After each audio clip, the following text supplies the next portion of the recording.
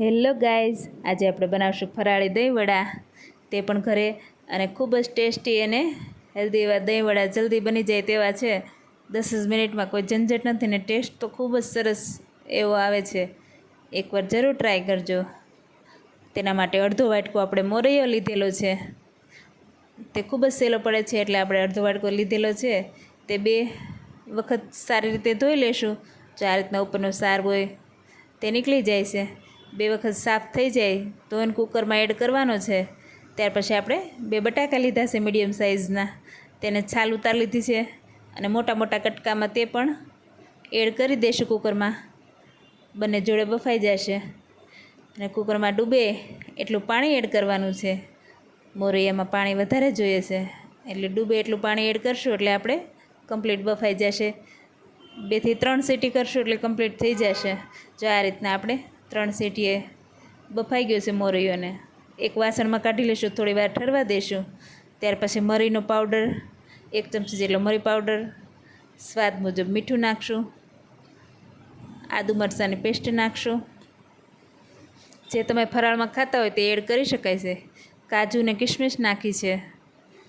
બસ એટલા જ મસાલા નાખવાના છે, કોઈ બહુ ઝાઝા મસાલાની જરૂર નથી પડતી, તો પણ ખૂબ જ ટેસ્ટી બને છે. જો આ રીતના મોટા ગોળા વાળી લેવાના છે. વડાના આપણે મોટા મોટા વડા વાળી લઈશું ગોળ ગોળ. જો આ રીતના 2 હાથે બનાવી લીધા છે. બધાએ સારા વડા તૈયાર કરી લેવાના છે.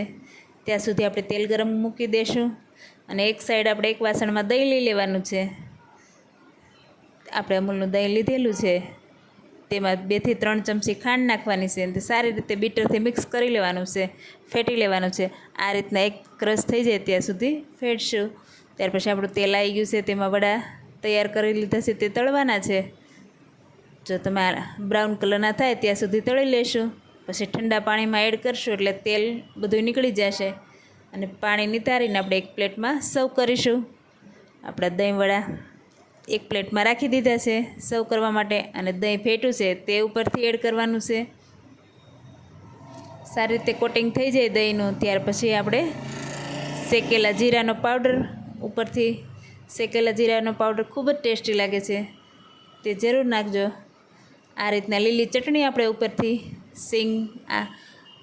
ધાણા મરચાંની લીલી ચટણી બનાવેલી છે તે ઉપરથી એડ કરેલી છે, અને લાલ મરચું પાવડર ઉપરથી નાખેલું છે. જો આ રીતના થોડા લીલા ધાણા કટ કરેલા છે તે ઉપરથી ગાર્નિશ કરશું, અને આપણી પ્લેટ એકદમ રેડી છે. જો દહીંવડા તમને ટેસ્ટ કરીને બતાવશું, ખૂબ જ ટેસ્ટી લાગે છે. તમે એકવાર જરૂર ટ્રાય કરજો. લાઈક, શેર અને સબસ્ક્રાઈબ કરજો. Thank you.